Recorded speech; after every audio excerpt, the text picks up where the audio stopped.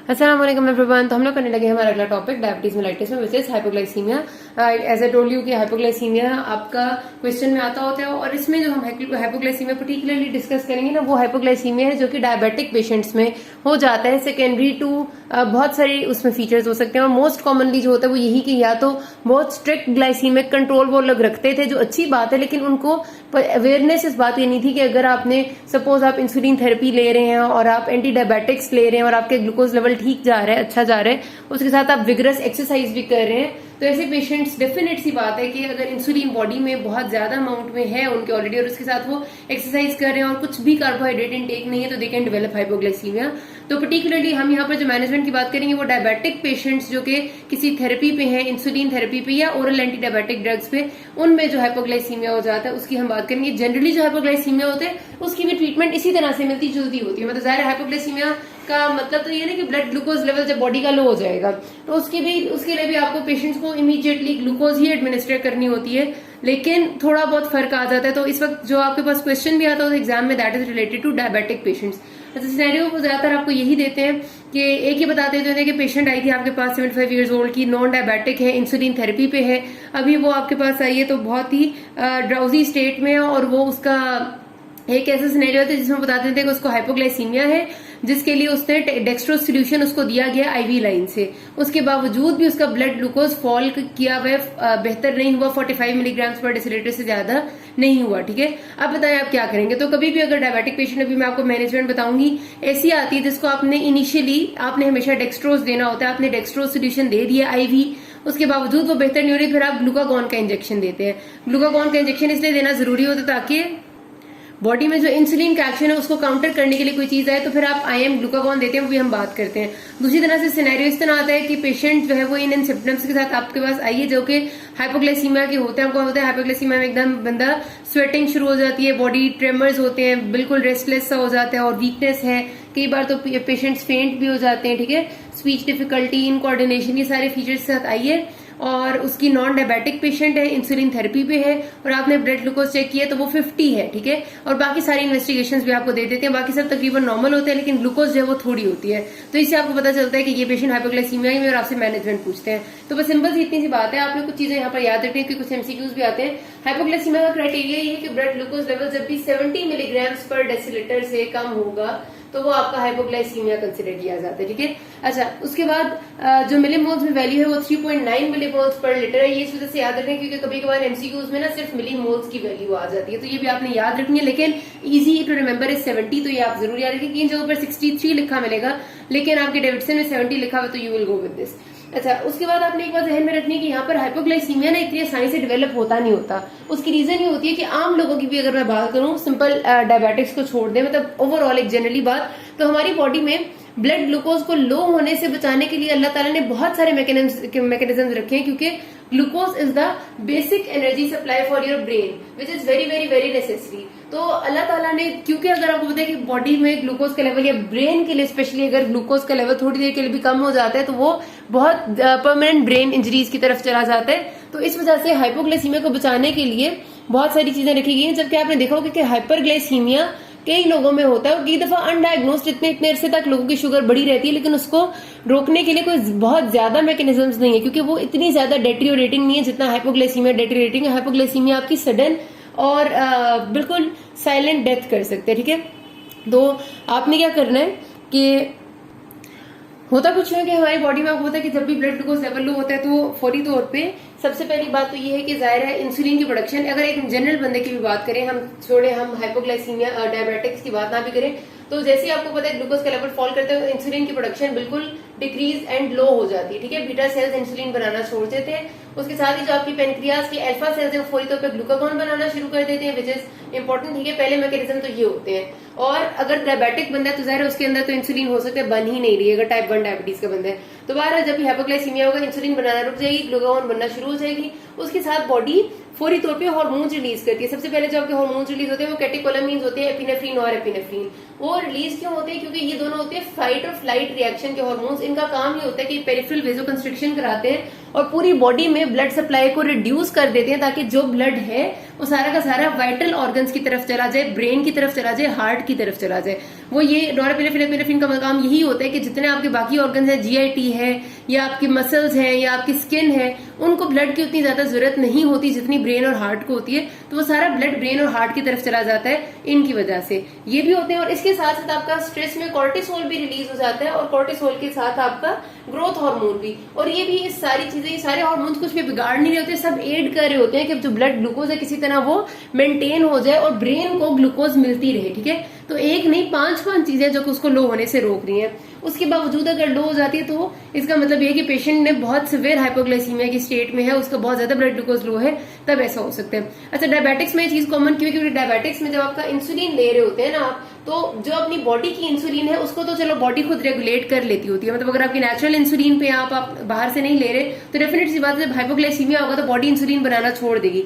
लेकिन आप जो बाहर से इंसुलिन ले रहे हैं उसको बॉडी रेगुलेट नहीं कर सकती।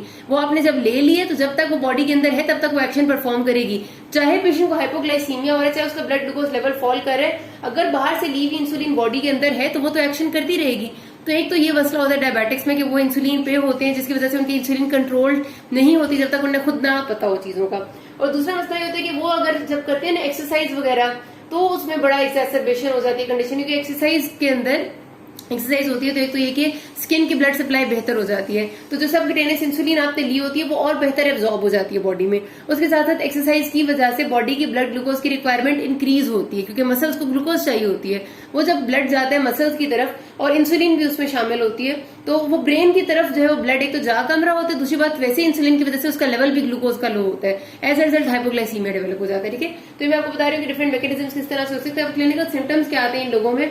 एक होते हैं आपके ऑटोनोमिक सिम्टम्स, जो कि डेफिनेट सी बात है ये एपिनेफ्रिन और एपिनेफ्रिन और स्ट्रेस हार्मोन्स की वजह से आएंगे, जो कि आपके होते हैं कि एकदम से पेशेंट की स्वेटिंग, एंजाइटी, हंगर और ट्रेम्बलिंग वगैरह शुरू हो जाती है। फिर होते हैं जो कि ग्लूकोज के लेवल लो होने की वजह से सिम्टम्स होते हैं, जिसमें पेशेंट ड्राउजी हो जाते हैं। वो एक अनकॉन्शियस की कई पेशेंट देखेंगे अनकॉन्शियस स्टेट में होते हैं, बोला नहीं जा रहा होता उनसे। कई लोगों को तो ब्लैक आउट्स आते हैं, बाकायदा उनकी फॉल की हिस्ट्री होती है कि हम गिर गए थे। ठीक है, इरिटेबल हो जाते हैं। और थोड़े से नॉन स्पेसिफिक सिम्टम्स होते हैं लाइक नोजिया, टायर्डनेस और इस किस्म के। तो ये एक जनरल सा आउटले जो इन पेशेंट्स का होता है। और कुछ आपने जहन में रखना है कि हाइपोग्लाइसीमिया के सिम्टम्स डिफर बहुत ज्यादा करते हैं डिपेंडिंग अपॉन कि किन हालात में हाइपोग्लाइसीमिया डेवलप हुआ है पेशेंट को। हाइपोग्लाइसीमिया का इंसिडेंस टाइप 1 डायबिटीज में बहुत ज्यादा है। उसकी वजह यह है कि टाइप 1 डायबिटीज के पेशेंट्स हर सूरत इंसुलिन पे ही होते हैं, और मैंने अभी आपको बता दिया कि इंसुलिन किस तरह से ग्लूकोज को लो कर सकती है। जबकि टाइप 2 डायबिटीज के पेशेंट्स अक्सर ऐसे आप देखेंगे जो कि ओरल एंटी डायबिटिक्स पे होते हैं, और ओरल एंटी डायबिटिक ड्रग्स जो होती हैं आपकी, उनमें से सिर्फ सल्फोनाइल यूरिया का वो ग्रुप है जो मैंने आपको कल भी पढ़ाया था, सल्फोनाइल यूरिया वाला। ठीक है, जो कि हाइपोग्लाइसीमिया करने का जिसका इंसिडेंस बहुत ज्यादा है।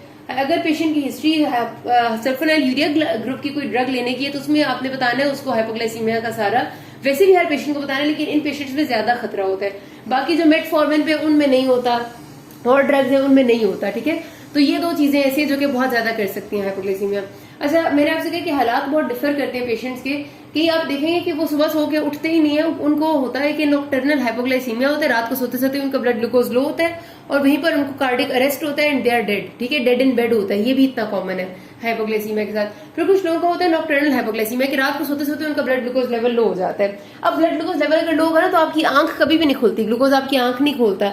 आपको सिम्टम्स किस तरह के आते हैं? पेशेंट कहते हैं कि मुझे ना रात को नींद सही नहीं आती और मुझे अजीबो गरीब किस्म के ख्वाब आते रहते हैं, और मुझे ना ऐसा लगता है मुझे बहुत पसीना आ जाता है उन ख्वाबों की वजह से। जो साथ लेटना वो बंदा होता है अक्सर कभी कभार वो रिपोर्ट करता है कि जैसे मैंने नोट किया कि रात को अचानक से एकदम से पसीना पसीना हो जाता है और बहुत रेस्टलेस होता है, और शायद कई कभार तो कहे कि सीजर्स की हिस्ट्री हो, फिट्स की हिस्ट्री होगी। लेकिन पेशेंट को ये नहीं समझ आ रही थी कि उसका बेसिकली ब्लड ग्लूकोज लेवल रात को लो हो रहा होता है। तो उसको फिर आप मॉनिटर इस तरह से करते हैं कि आप देखते हैं कि रात को सोने से पहले कितना होता है और सुबह उठते सार कितना होता है। अगर सुबह उठते सार ब्लड ग्लूकोज लेवल हाई है तो फिर तो ये नॉकटर्नल हाइपोग्लाइसीमिया नहीं हो सकता। अगर उठते सार ब्लड ग्लूकोज लेवल आपका नॉर्मल या लो के करीब है, इसका मतलब है कि रात को हाइपोग्लाइसीमिया हो सकता है। तो फिर आप रेजिमेंट चेक करते हैं कि पेशेंट दवाई क्या ले रहा है और उसको फिर आप सेट करते हैं। उसके डिफरेंट तरीके हैं। देन आपको एक्सरसाइज इंड्यूस्ड हाइपोग्लाइसीमिया का तो मैंने बता दिया कि किस तरह से होता है। उसके लिए भी फिर आपके पेशेंट को बताना होता है कि एक्सरसाइज से इतनी देर पहले या तो इंसुलिन ना ले, या उसके साथ वो अपने पास कोई कार्बोहाइड्रेट ड्रिंक रखे या टॉफी या कोई ऐसी चीज जो कि उसको होने से रोक दे। ठीक है, तो इसके बारे में बातें तो बहुत सारी हैं करने वाली, लेकिन हम आते हैं अपनी उस बात पे जो आपसे एग्जाम में ज्यादा पूछी जाती है। अगर करने पे आएंगे तो फिर लंबी हो जाएगी कि मैनेजमेंट कैसे करनी है। अब मैनेजमेंट में आपने याद रखना है कि इसी हेडिंग्स के साथ आपने लिखना है कि एक होती है पेशेंट की एक्यूट ट्रीटमेंट, एक होती है आपकी प्रिवेंशन, ठीक है। एक्यूट ट्रीटमेंट ऑफ हाइपोग्लाइसीमिया और प्रिवेंशन ऑफ हाइपोग्लाइसीमिया। प्रिवेंशन इसलिए इंपॉर्टेंट है क्योंकि पेशेंट की अवेयरनेस बहुत जरूरी है हाइपोग्लाइसीमिया के सिम्टम्स के बारे में और अपनी जनरल केयर के बारे में, जो खासतौर पर डायबिटिक पेशेंट्स हैं।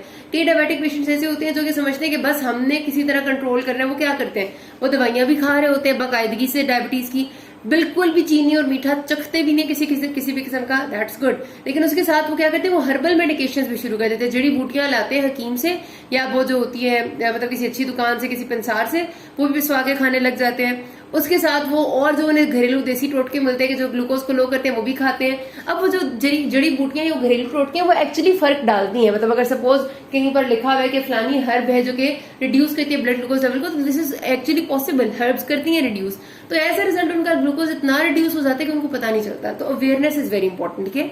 तो बहरहाल आपने जब भी मैनेजमेंट लिखनी तो आपने पहले लिखने की एक्यूट ट्रीटमेंट क्या है, फिर आपने लिखना है प्रिवेंशन क्या है। एक्यूट ट्रीटमेंट में अगर पेशेंट कॉन्शियस हालत में और वो मतलब उसको पता चल रहा है, उसको सिम्टम्स के बारे में अवेयर है वो, कि वो जब भी मुझे एकदम से चक्कर आना फिर हो या दिल खराब हो या मुझे लगे कि मेरी बॉडी जैसे साथ नहीं देगी अब मेरा, और कदम भारी फील होने लग जाते हैं, ट्रेमर्स होने लग जाए बॉडी में, तो ये सारे साइंस होते हैं हाइपोग्लाइसीमिया के मोस्ट प्रोबेबली। तो मैंने खुद से क्या करना है, और जाहिर है उसको पता होगा कि उसने लंबी एक्सरसाइज की है या कुछ ऐसा किया है कि वो हाइपोग्लाइसीमिया में जा रहा है। तो ये होती है पहली चीज, होती है सेल्फ ट्रीटमेंट जो पेशेंट खुद से कर सकता है। उसमें उसे फौरन से चाहिए कि वो ओरल कोई भी फास्ट एक्टिंग कार्बोहाइड्रेट ले। हम पेशेंट्स को कहते हैं अपने पास हमेशा एक मीठी वाली टॉफी रखें, ठीक है। मीठी वाली जैसे एक लेयर्स होती है, काफी स्वीट होती है, वो टॉफी रखें जो फौरन से आप खा लें, जो कि अच्छी खासी डोज ऑफ ग्लूकोज आपको दे देती है। तो 10 to 15 ग्राम्स होने चाहिए ग्लूकोज के, जो फौरन वो ले ले। किसी भी फॉर्म में, कोई टैबलेट है, कोई टॉफीज है या कोई और ओरल फॉर्मुलेशन है या ग्लूकोज का ड्रिंक है एक, मतलब जो भी उसे सही लगता है, ये फौरन ले। उसके बाद उसको चाहिए कि अपना 15 मिनट बाद दोबारा से ग्लूकोज का लेवल मेजर करे, ठीक है। अगर उसे सिम्टम्स फील हुए हैं, अगर उसके पास अवेलेबल है तो पहले तो वो अपना ग्लूकोज चेक करे, लो है तो वो खाए। अगर उसको ग्लूकोज चेक करने के अभी उसके पास एपरेटस नहीं है तो वो खा ले टॉफी, ठीक है। टॉफी खाने के बाद, क्योंकि हाइपरग्लाइसीमिया अगर हो गया ना उसे, तो हो सकता है इतना ज्यादा मसला ना हो, लेकिन हाइपोग्लाइसीमिया अगर रह गया ना तो मसला बहुत ज्यादा हो सकता है, डेथ हो सकती है, ठीक है। टॉफी खाने के 15 मिनट बाद अब वो ग्लूकोज लेवल अपना चेक करेगा। अभी भी अगर उसका ग्लूकोज लेवल 70 से कम ही है, ठीक है, 70 मिलीग्राम पर डेसीलीटर या 65 से कम है, तो वो दोबारा से ये वाली टॉफी या ये वाली चीज 10 से 15 ग्राम ऑफ ग्लूकोज दोबारा लेगा, ठीक है। फिर 15 मिनट बाद चेक करेगा, अभी भी थोड़ा है तो एक और दफा लेगा, ठीक है। अगर 3 दफा लेने के बाद उसने चेक किया फिर भी थोड़ा ही आ रहा है, रिड्यूस्ड ही आ रहा है, किससे रिड्यूस आ रहा है, 65 मिलीग्राम पर डेसीलीटर से, तो फिर उसको डॉक्टर के पास जाना है। फिर उसकी सेल्फ ट्रीटमेंट अब काम नहीं कर रही, ठीक है।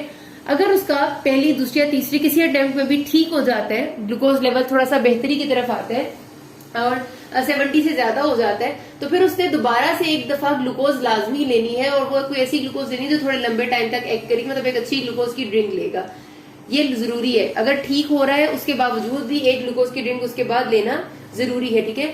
उसके बाद आपने पेशेंट का ब्लड ग्लूकोज है वो अच्छे से मॉनिटर और चेक करते रहना, उसे पता होना चाहिए। और अगर इंसुलिन का वो नॉर्मल जो रेजिमेंट ले रहा है उसको वो जारी रखेगा, लेकिन एक दफा डॉक्टर से कंसल्ट कर ले। ये है सेल्फ ट्रीटमेंट। इसमें अब आपको यहाँ पर जो मैंने लिखा हुआ है सिर्फ इतना नहीं लिखना, जो बातें मैंने मुंह से बोली है वो भी लिखनी है कि ओरल लेगा, फिर 15 मिनट बाद चेक करेगा, अगर वो 3 साइकिल्स में ठीक नहीं हो रहा तो डॉक्टर को जाएगा, अगर 3 साइकिल्स में ठीक हो रहा है तो फिर रिपीट ग्लूकोज एंड फॉलो, और इंसुलिन इंजेक्शन अपना कंटिन्यू रखेगा, ठीक है। उसके बाद अगर पेशेंट को सिवियर है, सिवियर हाइपोग्लाइसीमिया का मतलब ये है कि वो किसी ड्राउजी या अनड्राउजी स्टेट में चला गया, या फिर उसको नजर आ रहा है आपको कि सेल्फ ट्रीटमेंट वाली हालत नहीं है, तो फिर उसको ले आएंगे डॉक्टर के पास। अब अगर पेशेंट आपके पास सेमी कॉन्शियस यानी कि थोड़ा नींद बेहोश है या बेहोश हालत में आया है, तो आपने क्या करनी है ट्रीटमेंट, फौरी तौर पे आपने आईवी डेक्स्ट्रो सोल्यूशन 20% 75 से 100 मिलीग्राम पेशेंट को दे देना है, ठीक है, फौरी तौर पे देना है। और अगर आपके पास डेक्स्ट्रो सोल्यूशन 10% है तो आपने डोज बढ़ा देनी है, 100 से 200 मिलीग्राम देना है, ठीक है। अगर 20% है, यहाँ पर ज्यादा है तो इधर डोज इतनी रखेंगे। अगर 10% सोल्यूशन है तो आपने आईवी लाइन से फौरन देना है। या फिर अगर डेक्स्ट्रो सोल्यूशन नहीं आपको, या फिर आप दे चुके हैं डेक्स्ट्रो सोल्यूशन, तो फिर आप देते हैं आईएम ग्लूकागॉन का इंजेक्शन, ये आप देते हैं 1 मिलीग्राम एल्डर्स में और 0.5 मिलीग्राम चिल्ड्रन में, ठीक है। डोज समेत आपने लिखना होता है। ग्लूकागॉन का एक्शन आपको तब देना जरूरी होता है जब आपका खास तौर पे पेशेंट ओरल एंटी डायबिटिक्स यानी सल्फोनाइल यूरिया की वजह से आपको लग रहा है कि हाइपोग्लाइसीमिया में, क्या आपके जो अटेंडेंट होगा वो आपको हिस्ट्री दे देगा कि इंसुलिन लगाते थे या किसी दवाई खाते थे, दवाई का वो नाम अगर बता देगा इस ग्रुप की कोई दवाई है तो डेफिनेट सी बात है फिर आप उसको ग्लूकागॉन देंगे, क्योंकि वो पेशेंट्स फिर इंसुलिन से ठीक खाली डेक्स्ट्रो से ठीक नहीं हो पा रहे होते। ये होता है आपका वो इमरजेंसी मैनेजमेंट अगर पेशेंट है वो सेमी कॉन्शियस या अनकॉन्शियस है। अगर पेशेंट है सिवियर हाइपोग्लाइसीमिया का लेकिन कॉन्शियस है तो फिर आप क्या देंगे, मतलब वो खा सकता है, फौरी तौर पे आप उसको ओरल ग्लूकोज ड्रिंक दे देंगे जो आप आपके पास आए हैं, which should be equal to at least 25 grams of glucose. अब वहां पर हमने कहा था 10 से 15 ग्राम्स होना चाहिए, यहाँ पर एटलीस्ट 25 ग्राम ग्लूकोज होना चाहिए, या फिर कोई भी स्वीट चीज जो कि इमीडिएट आपको स्वीट प्रोवाइड करती है, मतलब anything which is equal to 25 grams, उसका ब्लड ग्लूकोज मॉनिटर करेंगे। या फिर उसके अगर वो नहीं खा पा रहा, इनगल्फ नहीं कर पा रहा, तो उसके बक्कल म्यूकोजा पे कोई ग्लूकोज जैम या फिर जेलीज वगैरह लगाएंगे, जो कि हनी अक्सर यूज किया जाता है। जेली तो हेड नहीं होती, हनी होता है या जैम होता है जो इंतहाई मीठा होगा, जो फौरन एब्जॉर्ब हो जाएगा, उसका ग्लूकोज ठीक हो जाएगा। एंड ऑफ कोर्स 10 से 15 मिनट्स बाद आपने उसके ग्लूकोज को दोबारा चेक करना है, उसको अवेयरनेस दे के भेजना है। अब प्रिवेंशन पेशेंट की अवेयरनेस है, उसको सारे साइन सिम्टम्स का आपने बताना है कि क्या क्या चीजें होंगी, तो आपका फौरन ध्यान होना चाहिए। जब कभी आप ट्रेवल करेंगे अपने पास आपके हर वक्त पॉकेट में एक मीठी चीज होनी चाहिए, टॉफी की फॉर्म में हो, किसी पैकेट ऑफ ग्लूकोज की फॉर्म में हो, किसी ग्लूकागॉन के इंजेक्शन की। जो लोग तो बल्कि बहुत ज्यादा 5-10 साल से टाइप 1 डायबिटीज के पेशेंट होते हैं, उनको तो हम ये कहते हैं कि आप अपने पास ग्लूकागॉन का इंजेक्शन भी रखा करें हर वक्त, ठीक है, क्योंकि टाइप 1 में ये होने का चांस बहुत ज्यादा है, साइलेंट डेथ हो जाती है, पता भी नहीं चलता, और उनकी जो अक्सर होती है कंडीशन वो भी ग्लूकागॉन के बगैर ठीक भी नहीं हो पा रही होती, उसके लिए उन्हें ग्लूकागॉन और जो सल्फोनाइल यूरिया के ड्रग्स पे होते हैं उनको भी अक्सर ये बताया जाता है कि आप अपने पास एक ग्लूकागॉन का इंजेक्शन एहतियातन जरूर रखा करें। तो ये सारी अवेयरनेस होगी तो प्रिवेंट रहेगा पेशेंट और सब ठीक रहेगा। अभी तक कोई मसला किसी को can ask me. Thank you.